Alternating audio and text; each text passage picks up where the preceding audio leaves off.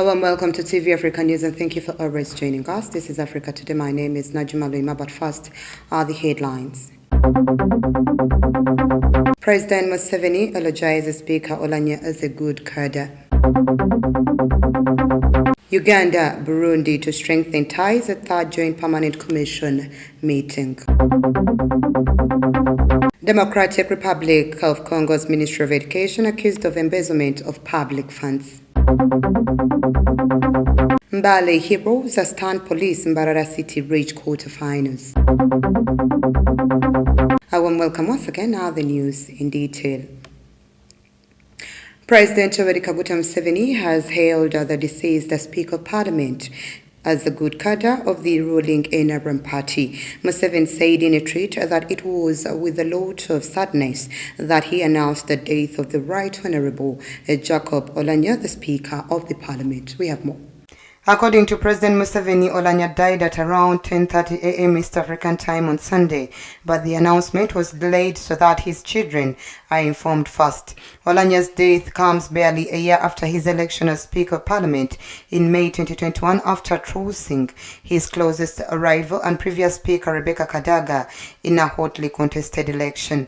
Before the election, the top NRM organ, the Central Executive Committee, supported Olanya against Kadaga, prompting the letter to storm out of a meeting at State House in Entebbe. She consequently declared that she would stand as an independent against the NRM flag bearer Jacob Olanya. During the election at Korodo, Olanya polled 310 votes against Kadaga's 197 for the former to win the seat. While no date has been set yet for Olanya's burial, the law stipulates that the day the Speaker or Deputy Speaker is buried is designated a public holiday. The Forum for Democratic Change FDC has joined the rest of the country to mourn the passing on of former Speaker of the 11th Parliament, Jacob Olanya, who passed on Sunday in the United States of America, where he had been flown for treatment. Nalugo reports. Addressing journalists at their party headquarters in Najjanankumbi, the FDC party president, Patrick Oboy Amriat, described Olanya as a gifted politician whose abilities were unmatched by many politicians in Uganda. We remember Jacob as a competent lawyer and social worker who exuded benevolence and was always on the side of the law. We mourn a political icon whose rise to political prominence crystallized while he was a student at Makerere University in the late 80s, where he served as Speaker of the Students' Guild under the leadership of the Honorable Norbert Mao. Amuriat said the fact that Olanya died while receiving treatment abroad exposes Uganda's poor health system, hence urging government to improve the country's health sector. It is regrettable that Right Honourable Olanya, like a number of prominent Ugandans, had to die while receiving treatment abroad, which continues to expose the poor health care facilities or systems in the country and necessitates the constant call on the NRM government to put more resources to the improvement of health facilities in the country. And that is the clarion call that I would like to make this morning. The FDC has also postponed its party program, which was scheduled for Thursday this week in northern Uganda, to enable them honor and fully participate in the burial ceremonies of the late Omoro County Member of Parliament, Jacob Olanya. The northern program will resume after the burial. I also wish to announce that in keeping with the provisions of the law, flags will fly half-mast in all our offices across the country and abroad during the period of mourning. On the other hand, FDC has urged government to lower taxes on fuel and shift them to other areas that are non-essential, such as alcohol, in order to save Ugandans the burden of the hike in prices of basic commodities. Uganda and the Republic of Burundi will, between March 22nd and 24th, 2022, hold the third session of the Joint Permanent Commission meeting, scheduled to take place in Bujumbura. These bilateral relations are being pursued under a Joint Permanent Commission, which is a cooperation framework that guides implementation of decisions agreed upon in various sectors. According to officials from the Ministry of Foreign Affairs, the meeting will help to further bolster the excellent cordial bilateral relations between both countries with the aim of reviewing cooperation in various sectors of diplomatic and political consultations, trade and investment, education, health, agriculture, transport and infrastructure development, and defense, among others. A statement from the Ministry of Foreign Affairs said that Uganda and Burundi enjoy excellent bilateral relations, which are historic in nature, founded on shared principles of Pan-Africanism and regional integration. Diplomatic relations between both countries, which were established soon after both countries attained independence, and General Cooperation Agreement was signed in 1986. According to officials, the meeting will review the implementation and status of decisions of the second Joint Permanent Commission session, which was held in 1991, clustered in the sectors of political and diplomatic consultations, transport and infrastructure development, economic considerations of trade, investment and industry, and other productive sectors. Both Uganda and Burundi have regularly renewed their commitment to deepening bilateral cooperation with exchange of high-level visits, with the most recent official state visit of President Evariste Ndayishimiye of Burundi in May last year in Kampala at the invitation of President Museveni. Let's take a quick break. We will be right back.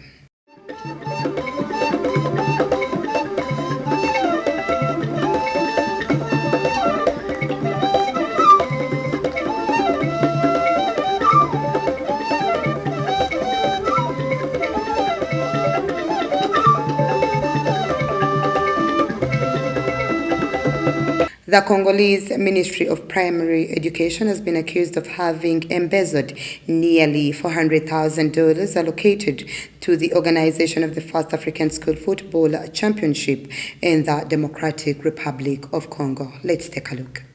The Democratic Republic of Congo's General Inspectorate of Finance on Saturday issued the accusations, indicating that out of $1 million allocated by the government, the ministry failed to account fully for their expenses.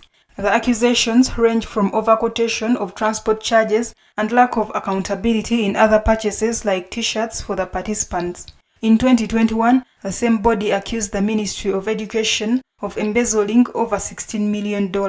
President Tshisekedi had placed the fight against embezzlement of public funds and corruption as one of the priorities of his mandate, which began in January 2019. His chief of staff, Vito Kamahe, was sentenced to 13 years in prison. He is currently on provisional release and receiving medical treatment in Europe.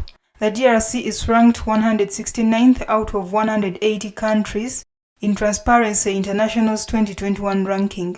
The majority of the population of this Central African giant lives on less than $1.90 a day.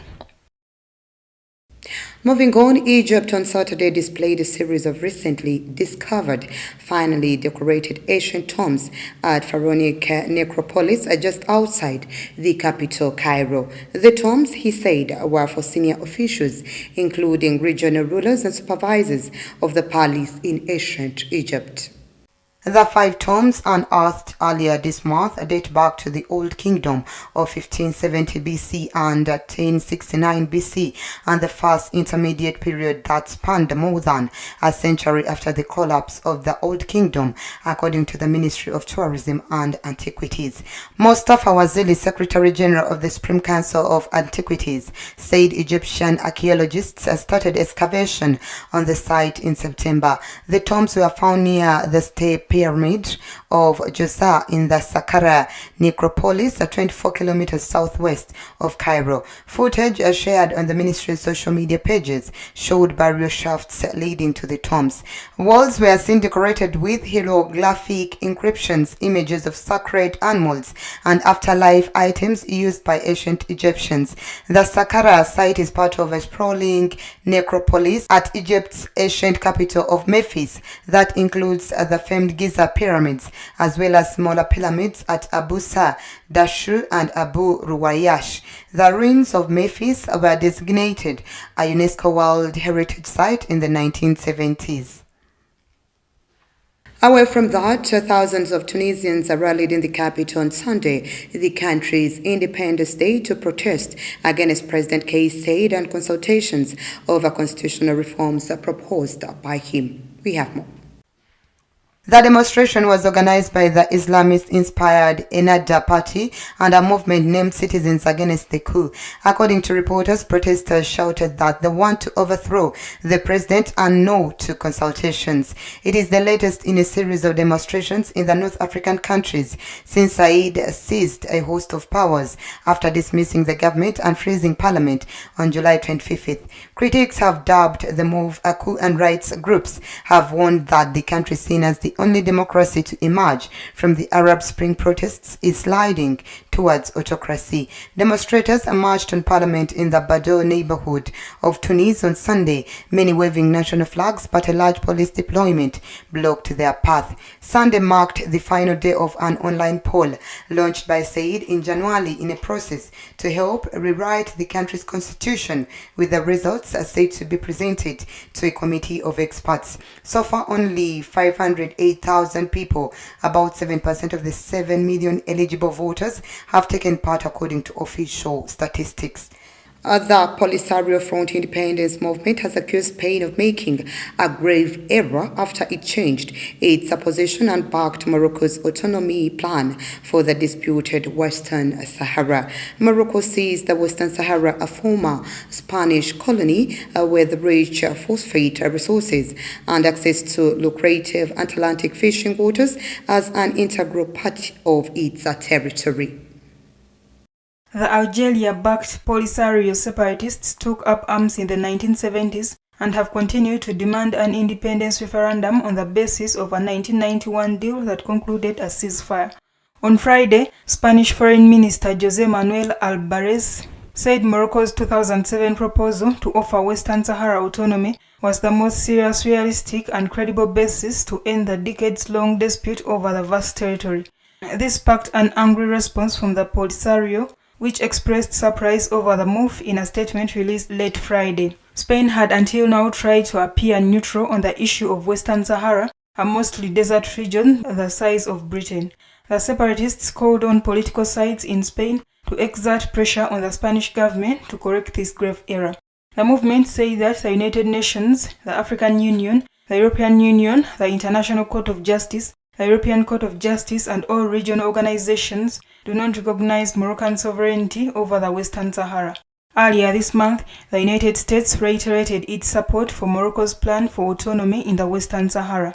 In late 2020, the Trump administration recognized Moroccan sovereignty over Western Sahara as a quid pro quo for the kingdom, mending ties with Israel, and the Biden administration has not reversed Trump's decision. Let's once again take a quick break. We will be right back.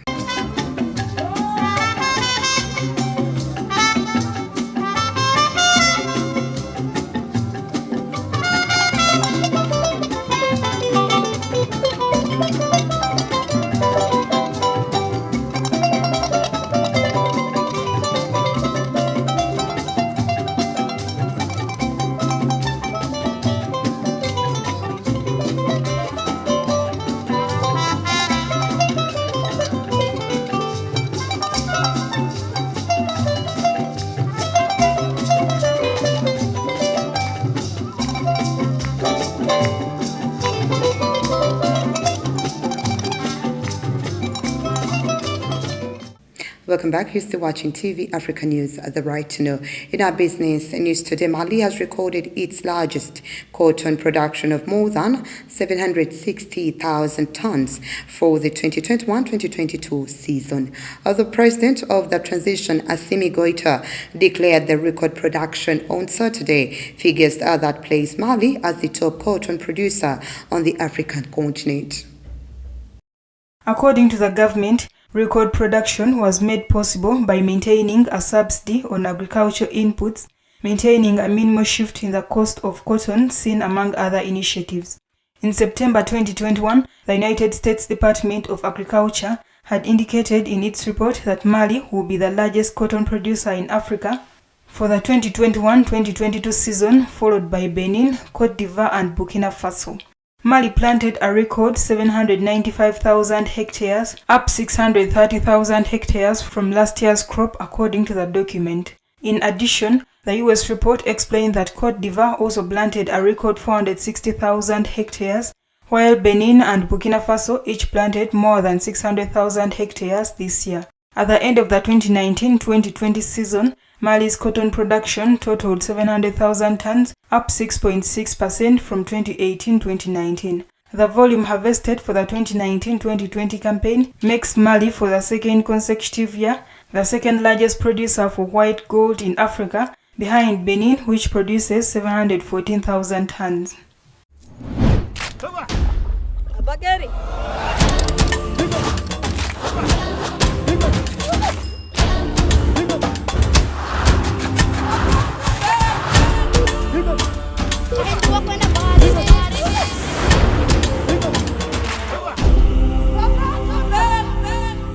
In our health news today, Malawi on Sunday launched a nationwide campaign to vaccinate kids against polio after a case was recorded in February. Africa was declared free of wild poliovirus in 2020. Over 80% of eligible children are already vaccinated against polio in Malawi.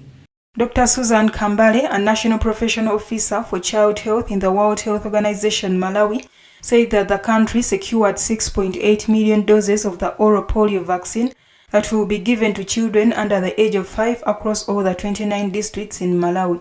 She added that they are talking about 2.5 million children under 5 years old who will be receiving this vaccine and aim to reach every child in order to interrupt further transmission of the wild polio virus. The move comes after a case of wild polio, the first in the country since 1992, was recorded last February. After the discovery, 11 surveillance sites were activated in the country to monitor the outbreak. Sanitary authorities also started community engagement activities to spread the message.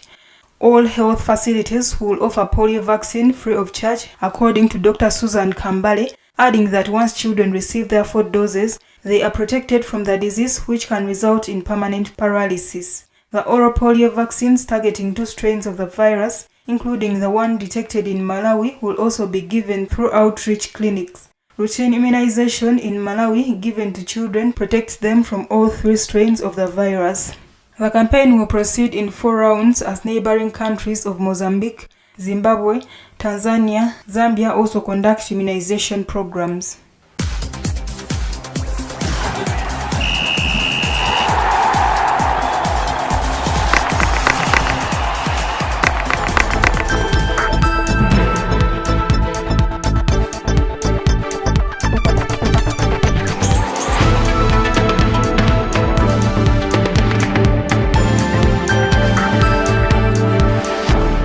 And finally, in our sports news today, former Uganda Cup winners Mali Heroes beat Police FC 1-0 at the MTN Omondi Stadium, Lugogo, to advance to the quarterfinals of the Stanbic Uganda Cup. We have more. Bosco Kanyike scored the winner in the 89th minute to send the Corps out of the competition. The visitors were shockingly the better team on the afternoon and gave a good account of themselves against a side 2 tiers above them. At Kacheka, Henry Tegenyi, Sierra Agumaho, Solomon Okwalinga and Ronald Otis scored for the hosts. Uganda Police Football Club said on its Twitter account that they honorably bore out despite the fighting spirit from the boys, who have thrown everything on the pitch, even if the results came the other way around. Mbarara City and Mbale Heroes, winners in the 1999, now join holders Vipers and Boma FC, who eliminated Kataka and Tipsa respectively. Action in the competition continues on Monday with Wakiso Giants hosting UPDF, while on Tuesday the last round of 32 clashes pitting Giants Express and Villa will take place. That was the news. Thank you for always keeping it TV Africa. Please do stay tuned. More programming coming your way.